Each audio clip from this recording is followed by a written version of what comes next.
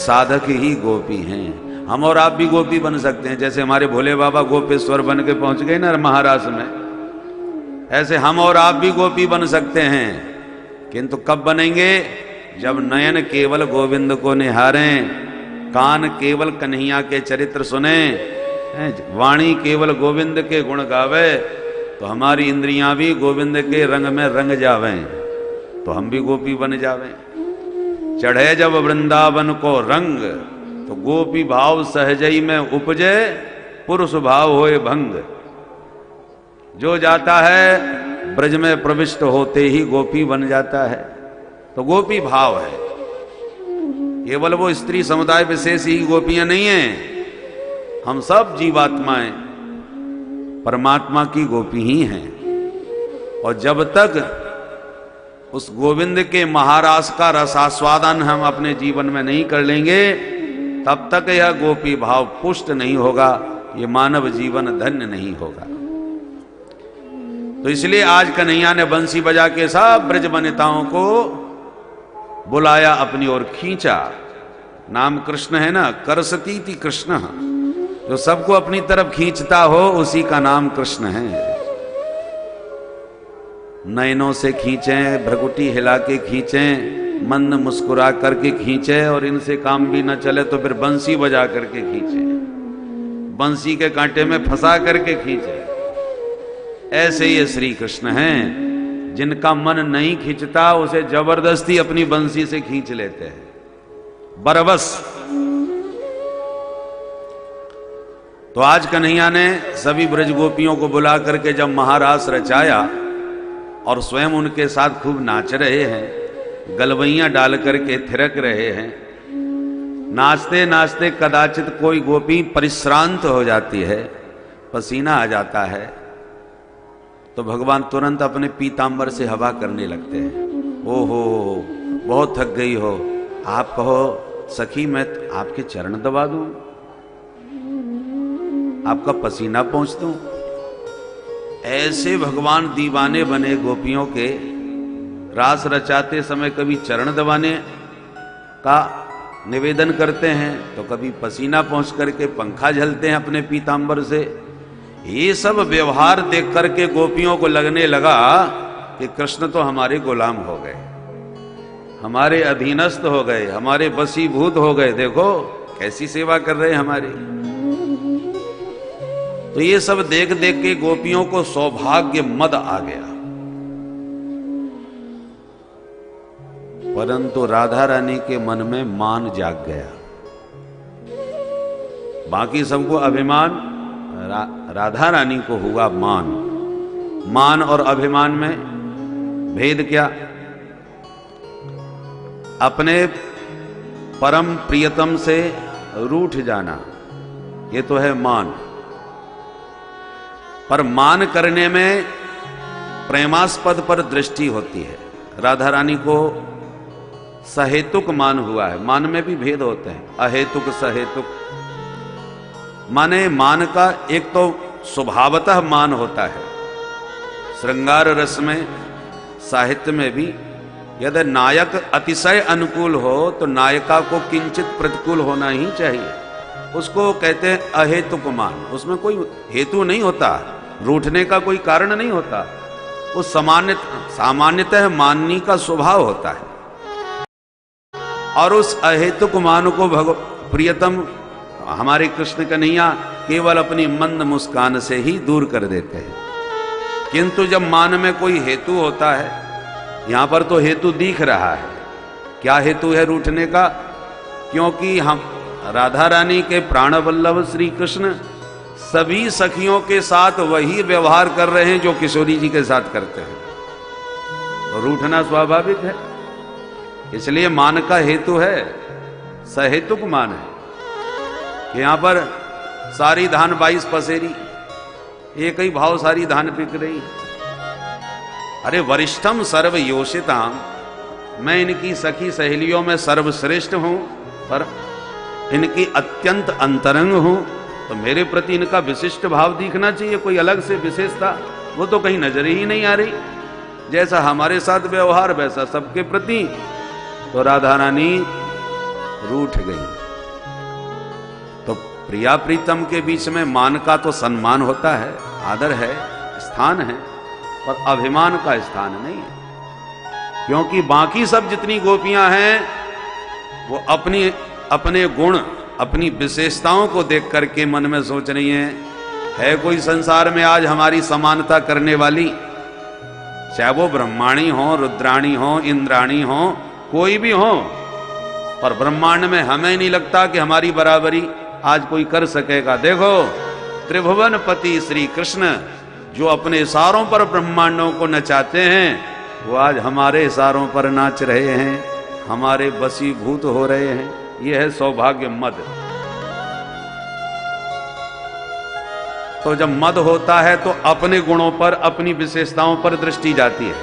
हमें विशेषता है अपनी, इसी का नाम मैं, अहंकार। किंतु जब मैं था तब हरि नहीं। जब मैं पर ध्यान जाता है तो हरि गायब हो जाते हैं, और जब हरि पर ध्यान टिका रहता है तो मैं गायब हो जाता है। किशोरी जी का ध्यान गोविंद के प्रत्येक क्रियाकलाप पर है, इसलिए मान हो रहा है, क्योंकि ध्यान उन पर है। परंतु अन्य सब गोपियों का ध्यान अपने गुणों पर, अपनी विशेषताओं पर हो रहा है, इसलिए गोविंद से ध्यान हट रहा है। इसलिए मद अभिमान का जाग रहा है। तो सुखदेव जी संकेत करते हैं, तासाम तत्सौभगमदम वीक्षमानं च केशवः प्रशमाय प्रसादाय तत्रैर्वान्तर्धीयत। तासाम गोपीनाम मदम वीक्ष्य और मानम च। अब किशोरी जी का नाम तो नहीं लेते, इसलिए कहते एक गोपी का मान देखा, बाकी सब गोपियों का मद देखा। वीक्षमानम च केशव। तो माननी किशोरी जी को मनाने के लिए, रूठी हुई राधा रानी को रिझाने के लिए भगवान किशोरी जी का हाथ पकड़ के सब ब्रज वनिताओं के बीच में से अंतर्धान हो गए। बोल रास बिहारी भगवान की। तत्रैर्वान्तर्धीयत अंतर्हिते भगवती सहसैव ब्रजांगना। किशोरी जी के साथ जैसे भगवान अंतर्हित हो गए, ये सभी ब्रज गोपियां विकल हो गई, व्याकुल हो गई, जैसे पानी रहित मछली की स्थिति हो जाती है।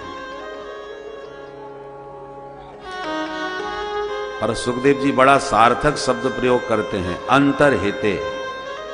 गोविंद अंतर्हित हो गए। अब अंतर्हित के दो अर्थ हैं। अंतर्हित का अर्थ ये भी है कि गायब हो गए, और अंतर्हित का ये भी अर्थ है कि भगवान अंतः में गोपियों का हित चाहते थे, इसलिए अंतर्हित हो गए। क्योंकि दिव्य महारास के रस में जो मद आ रहा था वह बाधक तत्व है, उसको दूर करके भगवान गोपियों का हित ही तो करना चाहते हैं, इसलिए अंतर्हित हो रहे हैं।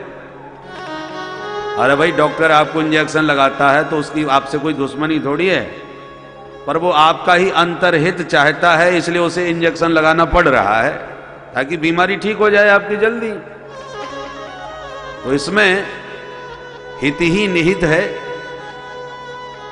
इसलिए भगवान सभी ब्रज गोपियों के बीच में से किशोरी जी को लेके अंतर्धान हो गए।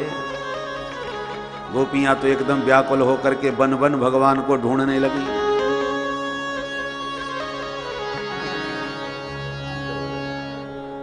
बन बन विचरण कर रही हैं, को जड़ को चैतन्य न कछु जानत बे रही जन। गोपियों को ये भी भान नहीं है कि हम किससे पूछ रही हैं, क्या बात कर रही हैं। पीपल बरगद विशाल वृक्ष दिख रहे हैं तो उन्हीं से पूछ रही हैं, हे अश्वत्थ, अरे ओ पीपल, तेरी शाखाएं बहुत विशाल हैं, लगता है तूने अवश्य हमारे प्यारे को देखा होगा, जल्दी बता कहां है। और अब पीपल बरगद क्या जवाब दें? सखियां आपस में कहती हैं, बहन पुरुष जाति के हैं, हम स्त्रियों की पीड़ा को ये क्या समझेंगे? इनसे पूछना ही बेकार है। पुरुष प्रकृति थोड़ी कठोर होती है, निष्ठुरता है इनमें, ये हमारी वेदना को समझ नहीं सकते। तो तुलसी दिखाई पड़ गई, ये हमारी बहन है, हमारी तरह ये भी गोविंद को बहुत प्यार करती है, तो ये हमारी पीड़ा को समझ सकती है। तो हाथ जोड़ करके बातें कर रही हैं तुलसी से। कच्चित तुलसी कल्याणी गोविंद चरण प्रिय सहत्वालिकुलैर्बिभ्र दृष्टतेति प्रियोच्युतः। हे बहन तुलसी, तू बहुत दिखाई पड़ रही है, हुलसी प्रसन्न चित्त बहुत नजर आ रही है। लगता है तूने हमारे प्यारे को निश्चित कहीं आसपास छुपा रखा है, हमसे रूठ करके वो तेरे पास ही आए होंगे। जल्दी बता कहां हैं। अब तुलसी क्या बोले? हवा का झोंका आया, तुलसी का बिरवा हिलने लगा। एक गोपी बोली, देख सौत खड़ी खड़ी सिर हिला रही है, नहीं बताऊंगी। दूसरी बोली, बहन इससे तो पूछना ही बेकार था, ये भला हमको क्यों बताएगी? तुलसी को भी खरी खोटी सुना दी। आगे बढ़ी, हरी भरी हरियाली नजर आई। एक बोली, निश्चित रूप से प्यारे यही हैं, यही हैं। कैसे पता चला? बोले देखो पृथ्वी को रोमांच हो रहा है, अब हरी भरी हरियाली है, परंतु गोपियों की तो अपनी दृष्टि है, जित देखो तित श्याममयी है। तो पृथ्वी से कह रही हैं, किम ते कृतम छित तपोवत केशवांघ्रि। हे छिति, छिति माने पृथ्वी, अरे ओ वसुंधरा, तूने कौन सा तप किया था जिस तप के प्रभाव से तुम्हें हमारे प्यारे का बारंबार अंगस्पर्श प्राप्त होता रहता है? अरे और किसी को तो गोविंद का स्पर्श यदा कदा प्राप्त होता होगा, कभी छूने का मौका मिलता होगा, पर तेरे ऊपर तो निरंतर विहार करते रहते हैं। तुझे तो अहरनिश उनके श्री अंगों का स्पर्श करने का सौभाग्य प्राप्त हो रहा है। कौन सा तप किया है तूने? और निश्चित रूप से यहीं कहीं छुपा रखा है, इसलिए तेरा शरीर रोमांच कंटकित हो रहा है, तेरी रोमावली पुलकित हो रही है। इसका मतलब वो यहीं कहीं छुपे हैं। अब पृथ्वी क्या जवाब दे? गोपियां कहती हैं, बहन ये भी हमें बताना नहीं चाहती। तो मानो पृथ्वी बोल पड़ी, हे देवियों, जब तुम्हारे कृष्ण जन्म भी नहीं लिए थे ना, अवतार उनका नहीं हुआ था, उससे पहले से ही मैं इसी प्रकार से हरी भरी पुलकित हूं। तुम्हें ये भ्रम है? गोपियां बोली, ये असंभव है, हमारे प्यारे के अंग स्पर्श से, अंग संग से ही तू रोमांच कंटकित हुई है।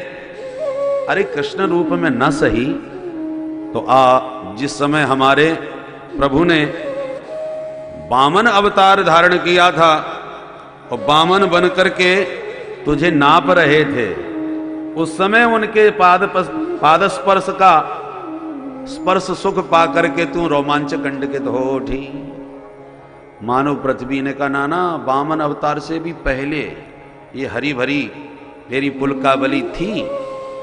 तो एक गोपी बोली, अरे वामन रूप में न सही तो आहो बराह बपुषः परिरंभणेन। जब हमारे प्यारे ने बराह अवतार लेकर के पृथ्वी तेरा उद्धार किया था,